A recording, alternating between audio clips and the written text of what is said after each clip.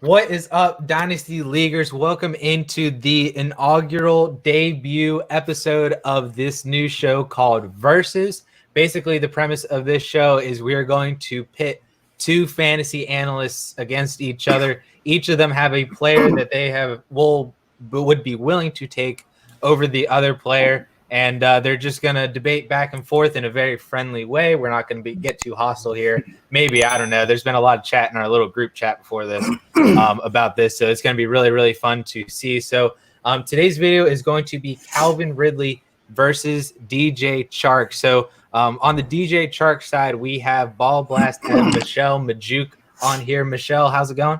It's going good. I am ready to kick your butt. Drake, I'm going to. Yeah, this doesn't even seem like a debate to me. I'm just coming on, like, taking down like a 5-year-old, saying something crazy. So, and then on the Calvin Ridley side, we have Drake Peaugh. Drake, how's it going?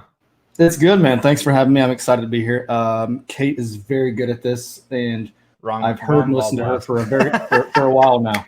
Oh wow! You don't even know who I am. I do. It's Michelle. My gosh, I wasn't. Oh no. It's okay. It's okay. At least you got one half of it right, you know? I got one half. Well, I see your tweets more often than hers. You like to go back and forth more. Yeah, I am a little bit more interactive. Oh, yeah. Crazier. She's not a nice person I'm known as. Person.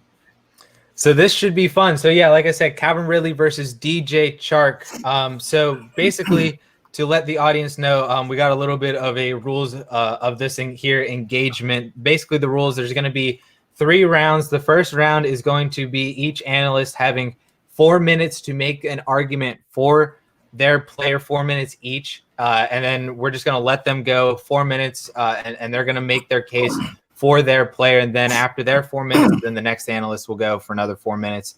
And that'll be the first round. Then round 2 will be the same thing. Each analyst gets 4 minutes to make an argument against the opposing player that they're going up against. And then round 3 is just a final complete free-for-all. We don't have a time limit on that or anything, just to get kind of closing remarks, final rebuttals, all that fun stuff until we end it. And then we'll see. We'll let it out to the people. We'll let you guys decide who's the winner here. Would you rather take Calvin Ridley or DJ Chark? The final thing that I would like to mention is this is in a redraft format. This is not Dynasty. This is redraft 2020 only. Who would you rather have, DJ Chark or Calvin Ridley? So I think we're going to get right into it here. And I got this cool little hype video to get you guys all worked up for it. So we're just going to play that real quick.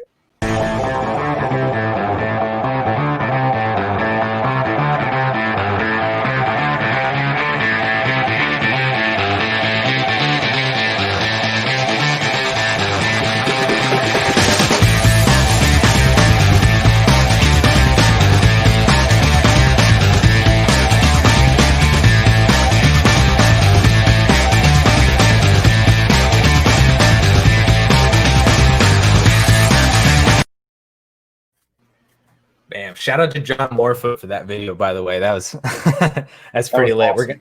We're gonna have that every single week, just for all the different players. So round 1, 4 minutes before the video. Michelle elected to go first here. So Michelle, you are going to have 4 minutes to make your argument for DJ Chark. And I probably should have had this timer pulled up here real quick. 4 minutes. You'll hear my iPhone alarm go off. All right, you ready? Yeah, I'm ready. Let's do it. All right.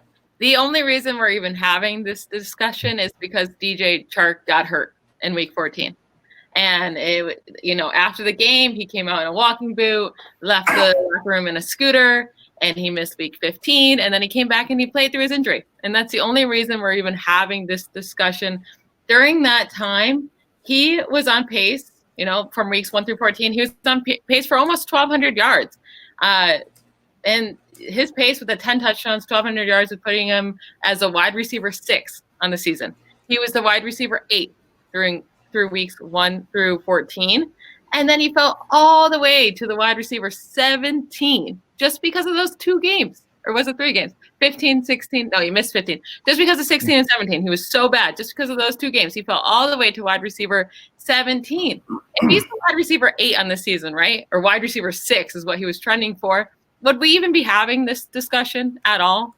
Like, for real, like it wouldn't even be a thing. But because he played through his injury, unlike your weakling, Calvin Ridley over there, we're hating on him. And the bigger issue was that he played through it, and it was during our fantasy playoffs. So he hurt us at the most crucial time, and people don't forgive that. They have recency bias, right? And they're like, this hurt me.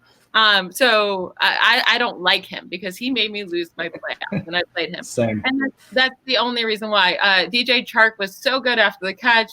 And when I say so good, he's so good compared to Ridley. So 4.3 yards after the catch per reception compared to Ridley's 2.2.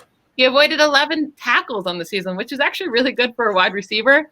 And he avoided all those 11 tackles from weeks 1 through 14. So you can tell that his ankle was really hurting him because he couldn't avoid those tackles afterwards. And his yards per or after catch went way down after his injury as well. Ridley's was at 2.2, and he only avoided 4 tackles all season long. He's just not that type of guy. You look at Chark, and he's a monster of a dude. 6'3", 200 pounds, only 23 years old. He ran a 4.34. That's absurd. Like, he is a ridiculous monster. And if he didn't, he didn't really get his shot in his rookie season. But say he did the season in his rookie season, everyone would be obsessed with him, like AJ Brown.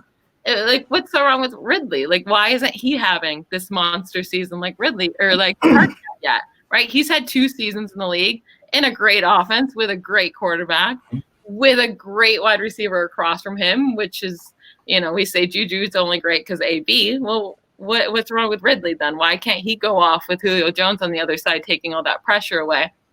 There's this narrative out there that DJ Chark is better with Nick Foles than with Gardner Minshew. That's not true because you're using those weeks 16 and 17 against him with Gardner Minshew. But if you just use weeks 1 through 14, the splits with Gardner and the splits without, he was actually much, much better with Gardner Minshew than he was with Nick Foles, comparing 252 PPR points for the season if you did a 16-game season with Minshew, and 202 with Nick Foles.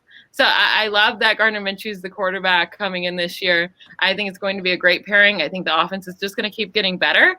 I don't know how good the offense is, but they didn't add anyone else. They added Laviska Shenault. I think that's the best case scenario for Chark because, like, they didn't add a Jerry Jeudy or a CeeDee Lamb, like someone that's going to demand targets. It's kind of a gadgety guy that he might get 70 targets, but Chark is still going to be the main dude there easily.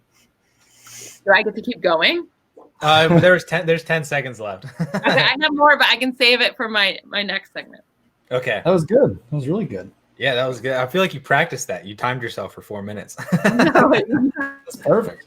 That was very good. Very good. So that was the argument for DJ Chark. And now, Drake, you're going to have 4 minutes to make the argument for Calvin Ridley. Are you ready?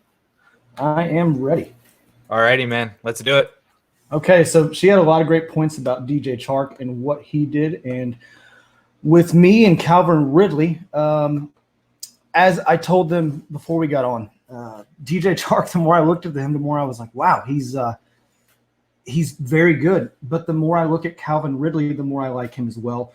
And that goes back to not just what he does as a player. We all know they're both good players. That's why we're comparing the two. And yes, he is the wide receiver 2. Yes, I'll start off with this. He had a few games that he struggled with, specifically against the zone. But he also, as this second year went on, he really, really picked it up. One of the things that I am most excited for, though, that I want to touch on right away is the outlook. I know, like I said, Michelle and I were talking, and she had Ridley under 1,000 yards coming into 2020 projections, and I'm sure we'll touch on that. But with me, I actually have him at 1,151 yards, and that is high for a wide receiver too. I mean, we're talking, Evans, Chris Godwin duo here breakout just like last year. And I'm not saying they'll get that high, but my point being with all this is that Ridley he was on pace for like a 17.5% target share, but in Cutter's previous years as a offensive coordinator for the Falcons, a wide receiver 2 had a 21.1% target share, a 20.2% target share, a 20.03% target share, and a 20.44% target share. And so for me, I put him right at that 20% level. That defense, everyone's hoping they improved. Yet, yes, they went and got a cornerback early, but a lot of people said they reached on that. The defense is meant to be fast, but I just don't think the defense is that good. And they're still in a division where offensively they are going to have to play catch up, just like they did before. Panthers, Bucks, Saints, they're going to have to keep up, and that defense isn't going to be able to do that for them. So I'm seeing this ball thrown a lot. I have roughly 641 passes being thrown by Matt Ryan. And as I said, with that 20% target share, I'm looking at Calvin Ridley getting something along the lines of 128 targets, 87 receptions, 1,151 receiving yards, and 7 receiving touchdowns, which is actually an 8% TD rate, which is lower than what he had last year and especially his rookie year. He balled out there, but lower, but at the same time, his catch rate is at 68%, which is right on line, which what he's doing with well. So this, for me, puts him right there, fringe wide receiver 1, right at the top 12. As I said, I think there's a target increase that's going to happen. You know, you talked about Shenault with Chark. If you look at this team, they have Gurley coming in, but he's still going to be a question mark. We don't know. We saw Gurley last year, and we also saw where he was not the same Todd Gurley that we've seen in years past. And so with that being said, yes, he's still going to be involved in the passing game. Austin Hooper's gone. That's a big one, and I'll touch on that a bit later so I don't run out of time. But Austin Hooper accounted for roughly, where's it at? Roughly 93 targets and 75 receptions. In no way, shape, or form do I see Hayden Hurst getting close to that. And like I said, I'll touch on that a bit later, but I think that opens up some more opportunity for Ridley and what he does. And again, I would love to talk more on Chark and how I think Ridley's going to outperform him there. How much time do I have left? 30 seconds. Okay. Not quite as good as her. Well,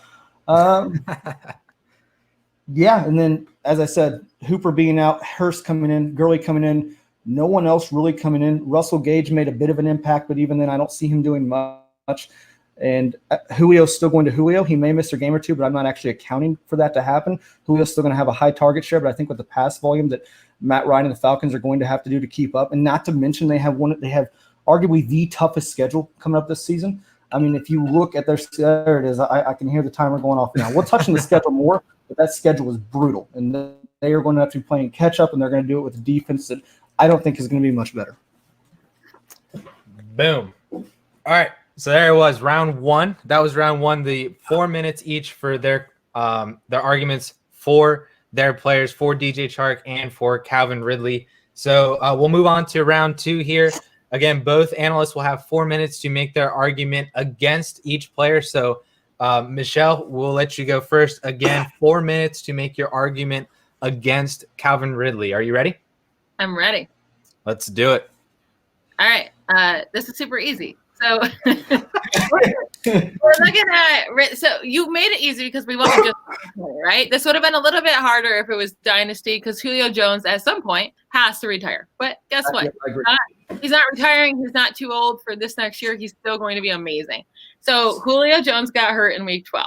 So I'm looking through weeks 1 through 11. Ridley was the wide receiver 18 during those weeks. He averaged 13.9 points per game. I just want to point out that Chark was a wide receiver 5 during that same time. Yeah. Averaged 15.1 points per game, but that's fine. In weeks 12 and 13, without Julio, he averaged 19.6 points per game. So it was much better without Julio Jones, but he was the main guy there. Hopefully you're better. But Julio's not going anywhere this year. He's still there. So people try to use these splits with Calvin Ridley versus with Austin Hooper and without. But the same exact splits are without Julio Jones. Like, I think that's the actual splits to look at. Austin Hooper doesn't really matter that much. They're going to put another tight end in there, and maybe Hayden Hurst isn't used in the same way, but I still think they're going to target the tight end position the same way. It might not all go to Hayden Hurst. It might go to another tight end, like a Graham that's there, or maybe Gurley gets some more. I think we can all agree Gurley's a better talent than Devonta Freeman, who still got, 70-plus targets last year? Whatever it was, I was shocked by. I was like, Freeman got that big of a workload. Yeah. But so you look at Ridley's target share, right? Week 11 without Austin Hooper, he was at 8. Very good. That's healthy. Week 12 is when Julio Jones got hurt in right at halftime. Ridley before half had 4 targets, after half when Julio Jones was hurt, he had 10. So he had 14 targets in that game, but 10 of them came when Julio Jones was hurt. And then week 13, he had 10 targets again. So he had his best performances when Julio Jones was out. So if you want to draft him this year in hopes that Julio Jones gets hurt, fine, do that. But that's a really big risk. And if Julio Jones is healthy, he's a wide receiver too, and like a middle tier later wide receiver too. When you could just take DJ Chark, who is already a top 10 wide receiver, like that's what you're hoping for Ridley, right? Like this is like my box, right? What can I get in this magical box?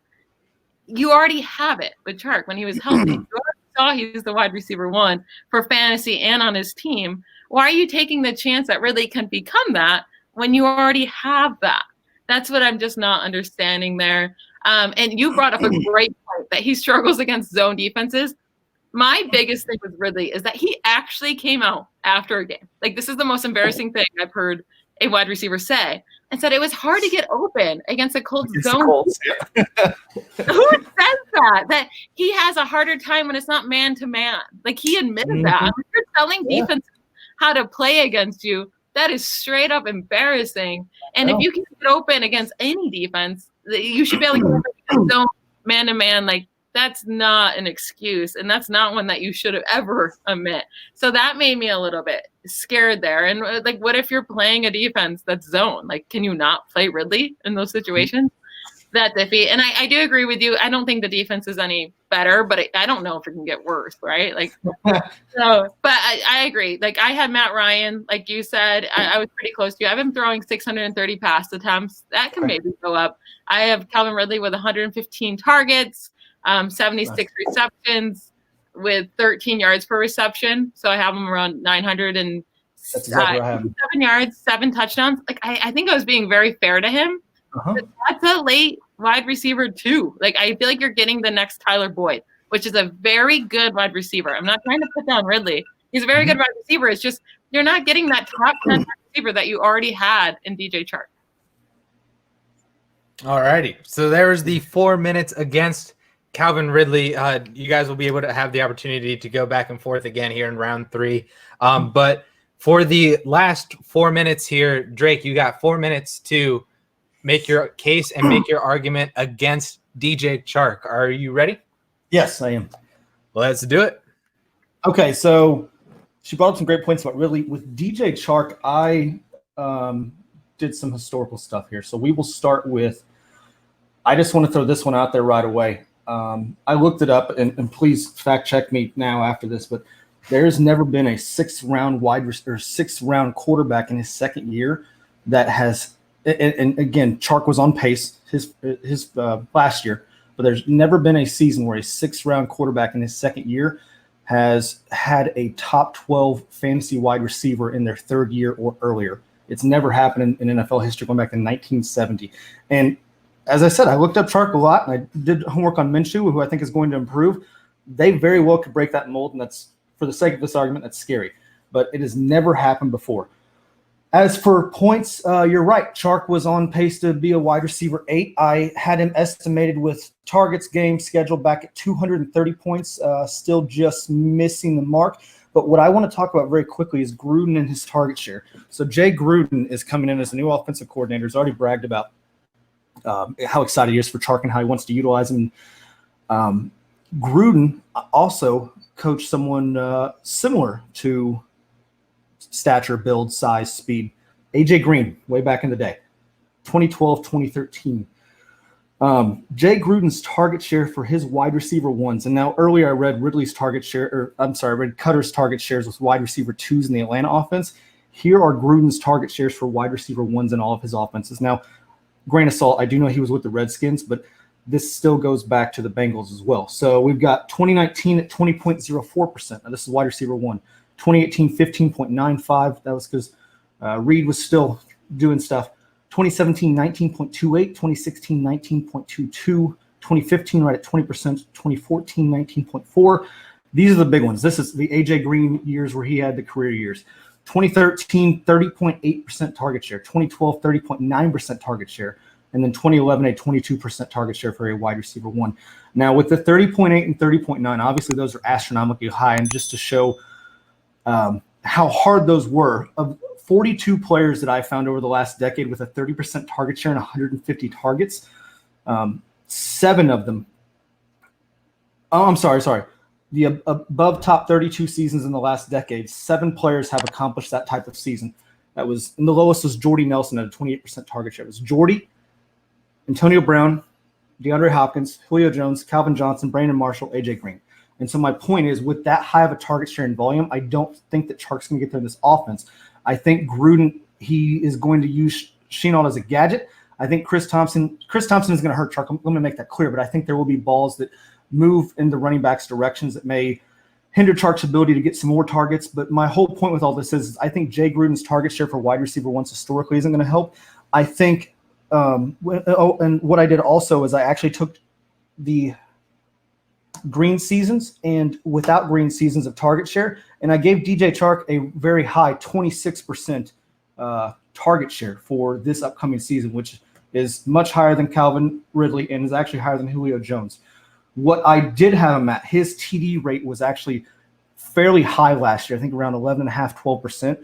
I knocked that down to the league average of top 20 receivers, with which at least 6 TDs. I knocked that down to 9%. So that got him down to 7 touchdowns, 1,083 yards, and 80 receptions. And what that does, just based on the number, it puts him at wide receiver 17 last year, wide receiver 16 over a 10-year average. So he's very much on the cusp of being a wide receiver 1. Him and Calvin Ridley I have is very, very close.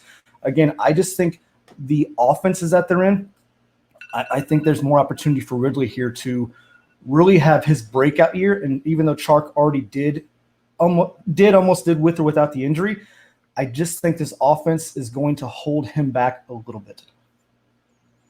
All righty. So that was it. Arguments made for and against each player. I think it was very interesting. And I think this overall conversation, maybe not so much to you guys or some of you guys watching, I think it is a very interesting debate here. I went into this. I'm very much a Calvin Ridley truther, as I've told both of you guys. But Michelle made some very, what I think are very interesting and very valid arguments for DJ Chark that has got me thinking about him in a much better light than what I had originally had him. I probably should have mentioned this before, but just for you guys and for everybody, and in terms of so everybody's aware of it, I pulled best ball ADP data from best ball 10s. Since it's only the beginning of June, I don't think we really have super accurate redraft ADP from Fantasy Football Calculator. But as of right now, from best balls, from the best ball 10s, since the beginning of May until right now, Calvin Ridley is currently being taken at the 403, like the top of the 4th round, as the wide receiver 17. And then Chark is actually being taken almost exactly a round later as the wide receiver 22 at the top of the 5th round. So interesting to see kind of where these two players are being taken and how the community values both of them. So right now we're going into round 3. I'm going to let you guys both, kind of make your final remarks, your final rebuttals. I'll jump in every now and then as well too, because I think it's super interesting, this conversation. But whoever wants to start or whatever you guys want to talk about, if you didn't finish anything in your arguments, you guys can go ahead and do that. I'm going to crack open another White Claw because it's been a long day of drinking for this girl. So if I sound drunk, it's because I am drunk. I also had a beer to try and keep up with this conversation. So we're doing this if anyone is listening, it is 10 p.m. on a Saturday. So, this girl went to brunch today with bottomless mimosas. So I'm going to continue it. But all I was going to say, it's actually an easy transition because you just brought up touchdowns, right? You expect his touchdowns to regress, or at least the percentage to regress. Yes. There's just some people who, are targeted a lot in the red zone. He's 6'3". He's massive. Yep. Who else is going to be the touchdown guy? And can you name one other person that's going to be the touchdown guy in Jacksonville? Leonard Fournette. That was my point. Is that in that receiving game, like he has no competition there, like at all. Last year, again, I'm going to go off of weeks 1 through 14 because I think that's only fair. Like I really think that's fair. That's perfectly fair. His ankle is hurting him hard. Red zone targets 31. He had 31 red zone targets, 3rd most in the NFL for all wide receivers. And then he ended with 33, with like if you're including weeks 16 and 17, seventh most. So he definitely dropped after his ankle injury. Ridley during that same time, because they were randomly healthy during the same weeks 1 through 14. Ridley was 20. He had 22, so he's 30th most in the NFL, 30th compared to third. And then you have Chark with end zone targets, 11, 9th most in the NFL.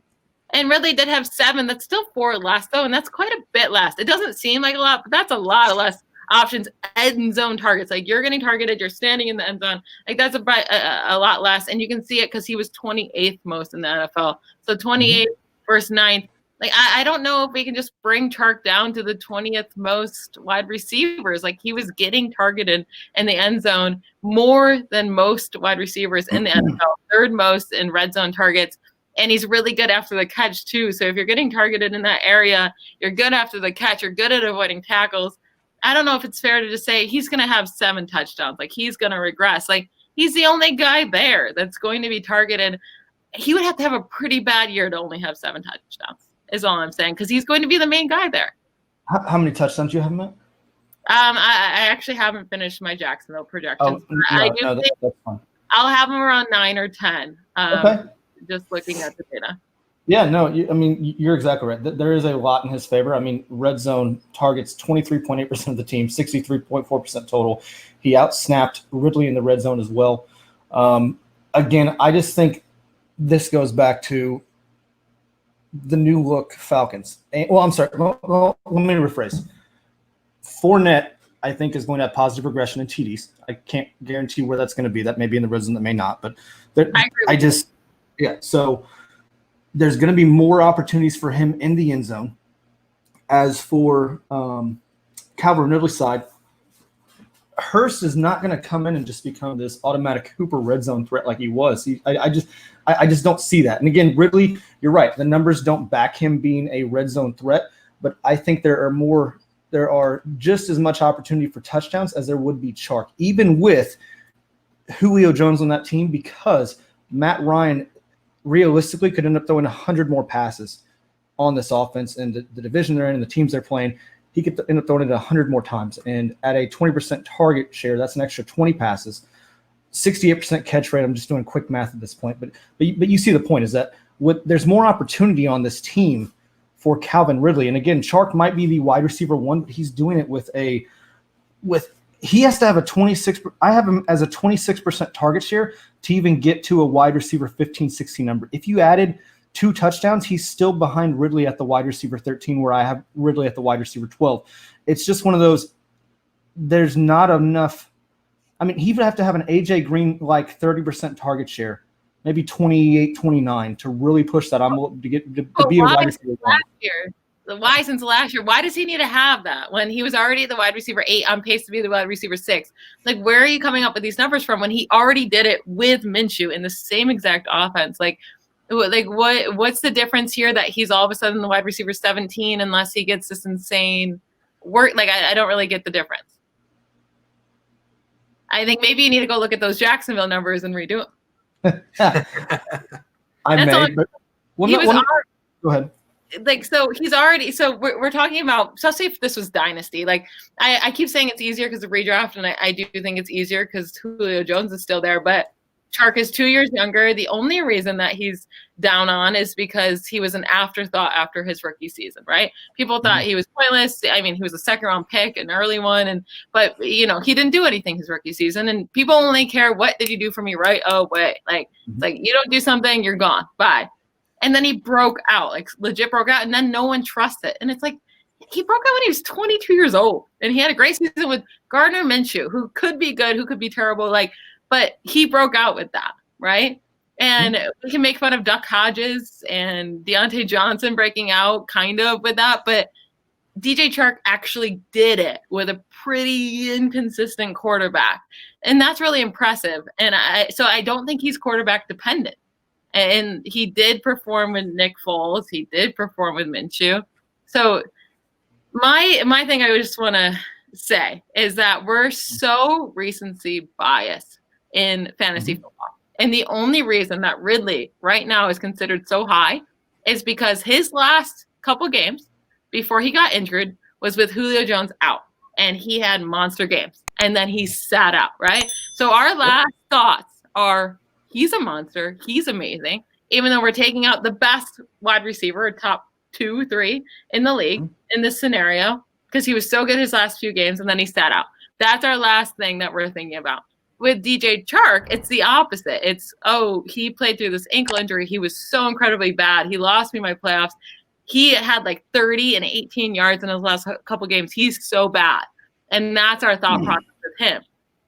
And if it was the other way around, where DJ Chark had some middle games that were really bad, and then he ended as an elite player, we would have the 180 mindset on him. It's just like, how did they end their season, and it sticks so hard with us through the offseason? And I think that's skewing all of our thought processes here. With Ridley, you're just saying, maybe he can possibly break out. You already had that breakout. Like, why are you trying something new when you already seen a guy that broke out? See, for me, I don't disagree with the breakout.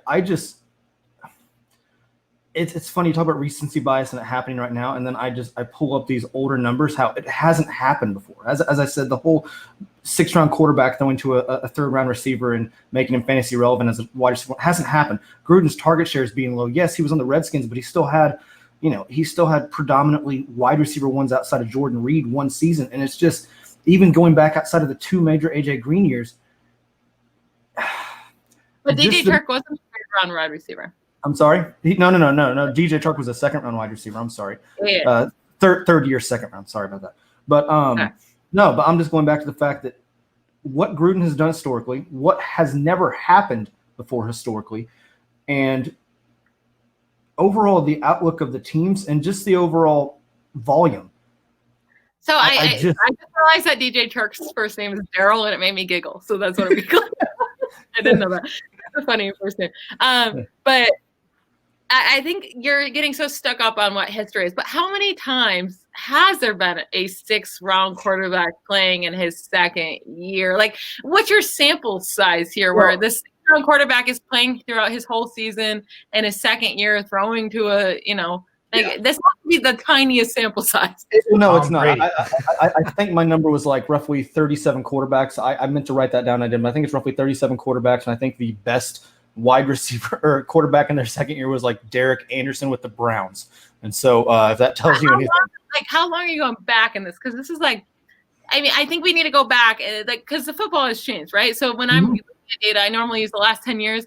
If we look back the last 10 years and we're looking at quarterbacks that played in their 2nd season as a 6th-round quarterback, and they played the whole season and they're throwing to a 2nd-round wide receiver, it has to be like 2 quarterbacks most. Like, I don't even know if there are 2 that played their whole 2nd season, like actually started games as a 6th-round quarterback. I don't know. Well, no.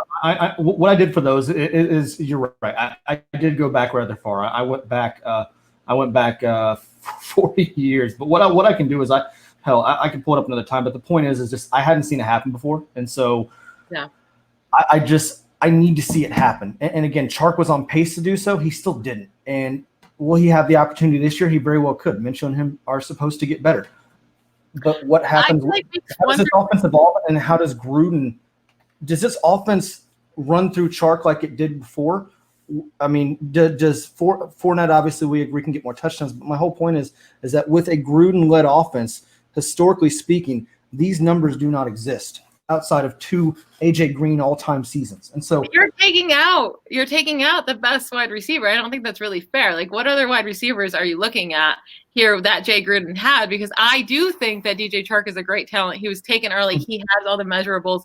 So I think taking out Jay Gruden's best wide receiver he worked with when he had monster years, 1,400 yards and 11 touchdowns in both of them, I think that's super unfair. Because why can't DJ Chark be as talented as AJ Green? Because and I'm not saying he can't. The other receivers that I've just off the top of my head, again, they're not AJ Green level, but Pierre Garçon, Deshaun Jackson, and Jordan Reed. He was a tight end that didn't count. And then were they Jamison Crowder? I'm sorry. Were they? Jamison Crowder. I mean, come on. If you're Jamison Crowder, I can't. He had 102 catches one year. I think it's important to look at wide receivers that are like DJ Chark, right? And Jamison Crowder would be the exact opposite. You're right. You brought up a couple others that now I'm already forgetting. Who are they? Pierre Pierre Garçon. Garçon was there. The opposite guy, right? Yeah. Sean Jackson's a fast, speedy guy that's just a tiny little. He's the exact opposite of DJ Yeah. Chark. He's And the other one would be Pierre Garçon, and he was more possession. So yeah, Pierre Garçon's a fine like go-to, but he's more of like a Deebo Samuel type. I don't know. Like I don't picture him like a DJ Chark either. If we're going to compare DJ Chark to another wide receiver that he's had to work with, it would be AJ Green, a big wide receiver that's really fast, that's really good. So I just think just being like, oh, if we just take out AJ Green's stats with him, like he hasn't done it, and it's like, well, AJ Green was amazing. Well, that's my thing. My calculations actually had AJ Green's 2 seasons accounted for. I mean, his target share, I didn't put it 30.9% like AJ Green had. I put it at 26, roughly 26. And again, Gruden was historically with his not so great wide receivers around 2021. So I'm giving him some benefit of the doubt. But even then, with what you brought up and what will really decide this, that wide receiver 17, maybe a wide receiver 10 is a 3 or 4 touchdown difference, roughly. I only have him at 7. And again, that league average wasn't the bottom. It was just the top 20 wide receivers from 6 TDs all the way to, 15, I think I saw. The whole point is that was the average TD rate percentage. And, so you're saying, I feel like pretty much that you're working with DJ Chark's pretty much floor, right? Like, because you have him going down a lot in different areas. So if his floor is wide receiver 17 and Calvin Ridley's ceiling with Julio Jones there was wide receiver 18, I'm going to take the floor, and then you have Calvin Ridley, or you have DJ Chark ceiling the wide receiver 5 through weeks 1 through 11, like I brought up earlier. So you have this massive ceiling with Chark. What honestly is Ridley's ceiling with Julio Jones there next year? If Julio Jones stays healthy a full 16 weeks, you have to go in expecting. You can't just be like, oh, I'm drafting Ridley in case Julio Jones gets hurt. Because of course he's going way too early to take him as like a handcuff. So what is Ridley's ceiling with Julio Jones there? Because it's not the same ceiling as Chark. If Julio Jones play, I mean, that's the thing. I wouldn't say Chark's numbers were floor level. I had Chark's numbers at I feel like I was gracious, giving him a 26% target share. Higher, I just feel like that was gracious because that was more than what he had last year too. But hold on. But with Ridley, a 20% share, that's not his max. I mean, Cutter's shares have been slightly higher. That's not his max share. And again, I don't count out injuries for these guys. So I'm not saying Julio's going to miss a game and we're just going to have 2 games. Same with Chark. I'm not going to say someone's going to miss a game and Chark's going to still only be the only guy. So why was Ridley only the wide receiver 18 with Julio Jones there from weeks 1 through 11? Like, what was going on then? So they're passing a lot. They were down a lot. And it's going to be the same offense with the same offensive coordinator, with the same quarterback, same terrible defense. So what's changing now if Julio Jones is healthy? What's going to change from when he was a wide receiver 18 from weeks 1 through 11 to next year? Like, what magically changes? I think it's just like Chark, just like Minshew, just like Ridley. It's a natural progression. I mean, as you said, against Indy, he had 1 target and 1 catch. Against Minnesota, his first game, second year, he had 4 catches. He had another 3 catches against Tennessee. And those were games they all lost and scored 10 points, 12 points, and 24 points. And so the offense wasn't any good. They lost all the games. And I just, as you pointed out, he's wide receiver 18. But if you keep looking down the line, 8 catches, 6, 8. I just think that this offense is going to have to keep get better in his 3rd year, right? You're saying Ridley can get better in his 3rd year, but Chark can't get better in his 3rd year? No, not at all. I'm saying Chark has a higher target share. He has where's his numbers at? He has a higher target share. He has a higher target share, more receiving yards, more receptions. He just has. He's just better. Overall. What are the target numbers that you guys both have? Not target share, straight. What's the number? I have 134 targets for Chark. I don't have Chark done. Ridley. I have Ridley at 115 targets. I have Ridley at 128. I did his normal 60. I have 66 catch rate. He's normally around 67. Maybe I had to put that up a little bit. 13 yards per reception. That's his career average. 7 touchdowns. career average 987 yards. And maybe if I put that up to 67%, he can get right above that 1,000 yards. Woo! It's still just he's Tyler Boyd. Like that's what he like. And you're comparing a Tyler Boyd who's really, really good. He's a really, really good player. He's really good for his offense. And when he's the receiver one, he's going to get a lot of targets, and that's great. But until Julio Jones leaves, he's not going to be that guy. And at that point, we have no idea if they draft another guy to fill in for Julio Jones.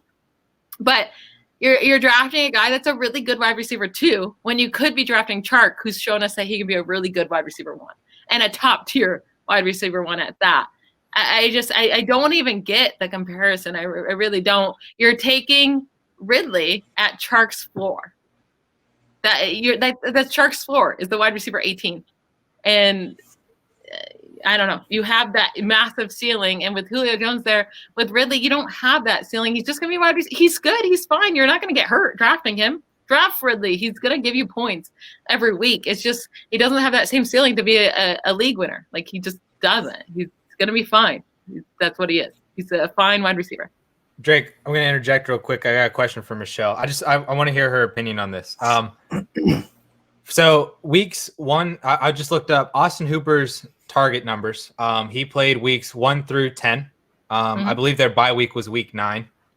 So we have a nice little sample size here of Calvin Ridley with Julio, but then also with Austin Hooper. And Hooper from weeks 1 through 10 averaged over 7 targets per game, which would be about 115 over the course of a season. Do you view that as a similar number to what Hayden Hurst would also get? In which case we might be too low on Hayden Hurst.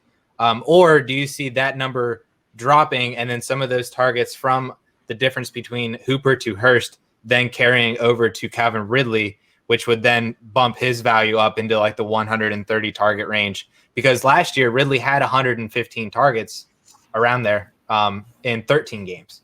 So I'm just curious. My biggest thing with Austin Hooper is that I know a lot of people don't love PFF, but I like PFF and I trust them.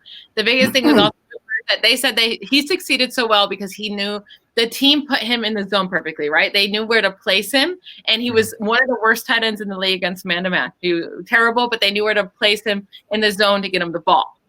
So I think they're going to do that same thing with their next tight end. It might be Hayden Hurst, and maybe we're lower on him. I don't think Hayden Hurst is as talented as Austin Hooper, but that could be because biasy, right? Like we've seen Austin Hooper do it, and we've seen Hayden Hurst not do it with the Ravens. But maybe Austin Hooper is only good because they're putting him into the right situation. So maybe Hayden Hurst will be better. And if we're going to say all of a sudden that that Calvin Ridley is going to get these targets, I think they're using completely different ways. They use Austin Hooper to find the correct zones. We already have Ridley saying he doesn't know how to play against them. Like so like I don't think he all of a sudden just gets these targets. I think maybe they don't all go to Hayden Hurst. Maybe they try to get different tight ends in there. But I don't think Austin Hooper being out did anything for Calvin Ridley. I think it just had to coincide with Julio Jones being out as well. Interesting. Freeman was so bad. Like he was so bad. I think Todd Gurley will be better in there, and they can use him more in that area. And I know Freeman got a lot of targets, and I think maybe we might be too low in Todd Gurley. I think he's going to get a ton of targets. I'm trying to form it all out in my head as well too, because Julio's going to have Julio 150, 160. Go ahead, Drake. Why only 150? Because he's always around 170. So why are you putting? I'm at 160. I have 160. And I have 160. I have 168, but he missed games. He was already on pace for over 170 targets. He had 170 targets the year before. He had 170. So I don't really get why we would put him down. And for Gurley and Freeman, so Freeman had 70 targets. I have him at 90. I have Gurley at 96 targets. Like I have him at a very healthy share. Yeah, I have him at a I have him at a 15% clip, 96 and 72, giving him 656 and 5. You have the tight ends basically getting nothing. Then is what I feel. I have Hayden Hurst getting 11, and then I have Gage getting 10. I have Gage dropping off a bit. Hurst getting 11, and then and then what 11? How many targets is that? What's 63? 60, 70, you said? first 11% of 71 targets. 49 receptions. We're going to need to compare because I have him at 72 targets. We're on pace there. I don't think you're considering how many other wide receivers are going to get targets in this offense, whether it be 30 targets or 25. Like, there's so many random guys who get those 25, 30 that you need to take away from Calvin Ridley. Hold on. Wait, you were cutting out. Maybe that's me. Is that me? Okay. Go ahead. So there's so many wide receivers are going to get 30, 20, 30, are going to get those target share, like really, really small, but it does eat into the wide receiver too. So I'm right. Hayden Hurst at 72. I did give Jaden Graham 28. I gave Russell Gage 59, Christian Blake 33, Laquan Treadwell, whoever the wide receiver is. Sometimes you just put in names. Laquan Treadwell. Yeah, sometimes you just put in names knowing there's going to be a different wide receiver 5 there. Whoever it is, 32. There's going to be someone with 25. Like, there's going to be a lot of people that get random targets. Yeah. I know it's just as simple as just giving. I'm giving Calvin Ridley 115 targets. I think that's very fair. That's what he was on pace for with Julio Jones last year. 1 through 11, he was on pace for 114 targets. Like, I don't see a reason to increase that. Yeah, he was in his second year. We all make fun of Julio, or we all make fun of Juju in his second year that he was only good with AB, 1,400 yards. Then what in the world is wrong with Ridley at only 800 yards? Like, I don't. I have Ridley picking up 2% more of the share, but I still have. I just had others. I didn't have like Graham Treadwell in them. I have others, and I want to give a shout out to someone that helped me, that really set up these projections, and I just kind of made them my own. But King Fantasy Sports and True Enough Fantasy Football, they gave me some great insight here. But point being is, I have the other receivers and pass catchers at 14% of a share in total, so roughly 90 targets or so. And then I did funnel a little bit to Ridley naturally, just because, again, I went back to numbers, and Cutter's shares at minimum were 20%, and Ridley only had 18. And so I would be shocked if he doesn't get to 20, and I gave him the 20. And so I gave him the 20 because that's what I've done before. I feel like you're using your coaches in ways that it helps one player, it doesn't help another. Because, like, with Gruden, you're like, he gave AJ Green 30 for 74, but we're not going to use that. We're just going to throw that away because that does not help me. I split the difference there. I mean, AJ Green had a 31% target share, and he was one of 30 receivers over the last – no, not even 30. He was one of – it broke it up into 42 times that it happened. Tell me the difference between that Bengals offense that year and the Jacksonville offense this year, right? Like, who was there to compete against AJ Green, and who's there to compete against Chark? Who's there? Who's going to be taking these? Who's going to be taking these targets from Chark? Like, that's all I want to know. Is it rookie Shenault? I have Shenault at a no. To answer your question, no. But I have DD at a 15% target share, Shenault at a 12, Conley at 11, Eifert. Never know how many games he's played, but you got to put it in somewhere. I have it at 10. I did bump up Chris Thompson to 10, but that's going to hurt. 10%. 10%, and that's 50 targets. So I'm still not expecting much, and that's if he even gets to this. Yeah, but then Chris Thompson I have at 10 as well, but that's more hurting Fournette than anything. I have them split up almost dead even. So as I said, I'm not lowballing Chark based on Gruden's history. I put it at a high middle. I mean, if he gets 30% target share, then shit. He's going to be your wide receiver 5, just like we've been talking about. Real fast. I'm going to go where? ADP. Okay. It might take me a second so you can keep talking. No, you're fine. ADP is not helping my case at all. So yes. That is one thing I have not brought up this entire conversation because everyone's taking Ridley. Yeah. So if you have the chance to take a Sutton, I can't believe Sutton's going ahead of Chark Day. So you have Ridley, Sutton, James Conner, Robert Woods, Jonathan Taylor. If you have a chance to take one of these guys, right, and then you can come back and take DJ Chark around later. Yeah. Why would you not just wait? You already have a higher ceiling with Chark, and I think you have the same floor. I think Ridley's really safe. I really do, but I still think you have the same floor. Completely different ceilings. I'm just gonna wait around and take Chark. It seems so easy to me. this is the point of the argument that I was just like, screw it. I just like his ADP is just later, and just like you said, I have them very, very close. I mean, I have them like wide receiver 15, wide receiver 12. And again, I can't rattle off the other ones yet. I just did these two, but it's wild that you have Ridley at wide receiver 12. Yep, wide receiver 12 right there on fringe 1. As I said, I just think the volume he's going to get, the uptick in targets, and again, I don't count for any missing games. And so I can't imagine he's above my wide receiver. He's going to be probably right around, when I'm done with everything, around 19, 20. Well, and see, that's the thing. That's where he's being drafted. That's where people are going to have him. That's exactly what he was last year with Julio. Like, I don't get the difference.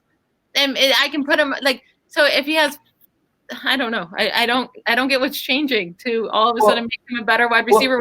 And that's the thing. You said with Julio, I mean, if you continued Ridley, now granted, Julio, he did have a few games without Julio as well, so that's, it's fair. But if you continued Ridley's pace the way he was playing, he was going to be the wide receiver 12 in 2019 with 244.1 points. And that's not with Julio continuing to be out. Granted, like as I said, he had some games. You're using those stats with Julio out, so it is continuing with Julio out because those were his best games. Like, actually, I use those stats with the targets that the other players received on top of what their season average was with Ridley out. So Gage had an extra 4, Hooper had an extra half, Julio had an extra 5.5, and that accounted to 10.08 targets, which was still a couple higher than what Ridley got. But that I kind of broke that. I did a little bit of math, but I kind of broke that up into how many targets they additionally received once Ridley was out. So not so much just with Julio out. I do just think when week to week, like your floor is lower with Ridley. Like you even brought up Indy. Like you're trying to bring up these where he can be better, but that's also an issue where he could be worse. Like you can go into a game where he gets 1 target and 6 yards because he's not the main wide receiver there. And you can look at DJ Chark, and even with the ankle injury, he still had 7 targets, and it only turned into 18 yards. That might be terrible, but he couldn't. But he fought through it. No, I would. And you can go through like he's never going to have that type of game as the wide receiver 1. His worst game was 9 targets, 32 yards against Houston. Like that's a bad game. He's still got 9 targets. You're never going to have a 1 target game for Chark, and that can happen to Ridley. It has happened. He's had a lot of 5 target games. He's had some 6 target games, a lot of 6 target games. A lot of 6. That doesn't happen. And DJ Chark, like you see so many 9, 8, 11, 7, 12, 15, 9, 10, 7, even when he was hurt. Like when he gets to 6, you're like, ooh, that was a low game for him. And when he gets to 5, that's a low game for him. And that's what you're hoping for Ridley, to get those target share with Julio across from him. And it's just like, I'm going to take the guy that's going to get the target share. Maybe he doesn't always turn into production because he has a worse quarterback, but give me the opportunity there. It's such a higher ceiling. Yeah, no, she's made valid. Look, I told you ahead of time before we started. Strong argument. She is. She's going to make good points. And the more I looked into Chark, as I said, the more he is a wide receiver 1 for a up-and-coming team. I'm just going to bank off of my data and see what happens. But again, as she pointed out, Chark was on pace for wide receiver 8 year. Ridley was on pace for wide receiver 12. So Chark would have outpaced Ridley. At the same time, I think that because of the higher volume and the situations that Atlanta will be in, there's upside for Ridley that I may look like I'm accounting for, but I'm not. And then even with Chark, I gave him higher percentages than what he's had before and tried to equate that to someone like an AJ Green. I tried to do that. And again, you're right. Did I lean on coaching there? I absolutely did, just because the numbers played out to Cutter's numbers as the wide receiver 2 target share played out. Gruden's numbers outside of AJ Green played out. And as I said, so I put those in the middle. So outside of AJ Green. Yes. Okay. 30%, but I still put him at 26. So I just, again, at 30%, he's going to destroy my model and just be a top 5, top 6 receiver. And we'll be talking about him like we did Chris Godwin. So yeah. No, this is a fun. This was a lot of fun. You open my eyes. If Ridley was going around, like let's say we switched ADPs, right? Like let's say exactly. going around.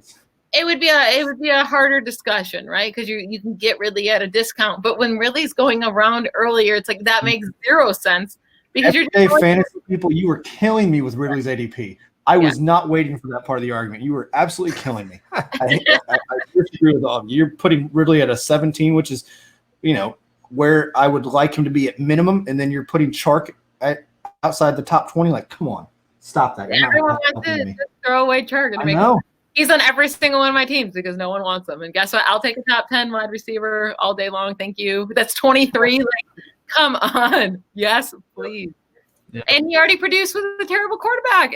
Let's say we want to call Gardner Minshew a terrible quarterback, and you're saying I know we're talking about just 2020, but in redraft or in Dynasty, that is so easy because then if they get an actual quarterback, like he's the better wide receiver all around. He's already been better with garbage quarterback. Calvin Ridley's had a Matt Ryan, and he's already can't do much. Like 800 yards his first 2 seasons. Woo, good job. You're a wide receiver too. That's all you are. That's what you are.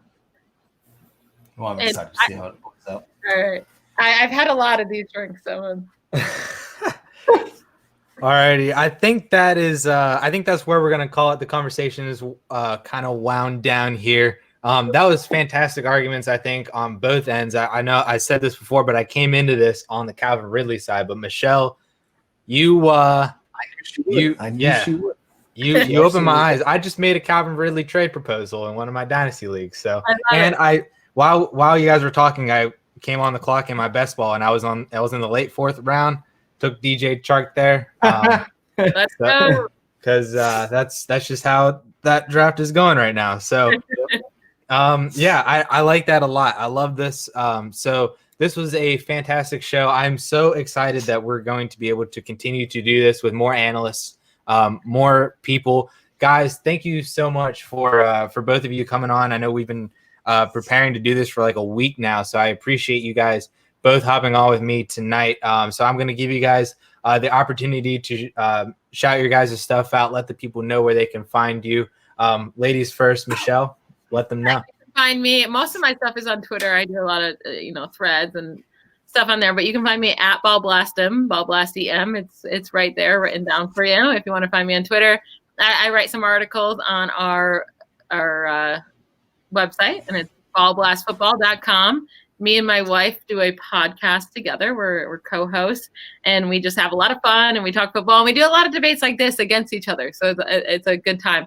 But you can find our podcast anywhere you listen to podcasts, iTunes, Spotify, iHeartRadio, really wherever you listen to them. But it's called Ball Blast Football, Fantasy Football Podcast. But Ball Blast is one word that's very important because it will not come up if you split Ball Blast. All right, good, Drake. Yeah, I've listened to Ball Blast podcast a couple of times preparing for this, and no, they are a lot of fun. They're great together, and they provide a lot of great insight. For me, I'm kind of different. I spent a couple of years writing with Rotoballer and did some podcasting before that with another company for baseball. But my true passion was always football, and so with the pandemic and quarantine, I finally decided, and the flexibility with my current job, which I'm thankful for, I made the jump into. As you can see here, the Hear Me Out brand is what I call it. So you can find me on Twitter at Drake PFSA, but most importantly, my new brand, Hear Me Out FB. And just started that up a couple weeks ago. So still trying to grow the brand, but I have a website as well, hearmeoutfb.com. I have this shirt for sale. It is a Gronk. It is an Anchorman. They're all jumping, excited. And it's I like it. Thank you. It's a Gronk, Brady, Evans, Godwin jumping excited shirt, and so the plan is to have these for new teams as well, as long as we can get some traction on this one first. But again, I'm starting a new brand, starting a new podcast. I have some great giveaways, some sponsors with Pristine Auction and RSA Rochester Sports Authenticators as well. Sitting behind me, you can see them. I have a box of jerseys and helmets I will be giving away, and so I'm doing a lot of great stuff. And then I have some very, very big guests that I will be announcing here soon, coming on the pod to start. So. Just thank y'all for having me. I appreciate it. I knew Michelle was going to be on top for game like always, drinking or not, and I had my hands full. So, I appreciate it very much. Thank y'all for having me. Yeah, thank you so much for having me, even when I'm drunk. And This was super fun. So, thank you guys for hopping on, having this friendly debate, and we will let the people decide, and we'll see if that ADP starts to climb up for DJ Chark. It needs or maybe starts to fall because for Ridley. We will see. So to all you guys watching, thank you so much for tuning in and catching this debate. Make sure, if you're not already, please subscribe to the DLF YouTube channel. We're going to continue doing more of these versus episodes. I know I got another one with everybody's favorite Shane Manila is coming on as well too, and I may or may not be actually involved in that argument. So make sure that you are subscribed for that video. Turn those notifications on as well too. Like this, leave a comment down below on who you would rather have between DJ Chark and Calvin Ridley in a redraft for 2020. And thank you guys so much for tuning in, and we will catch y'all later.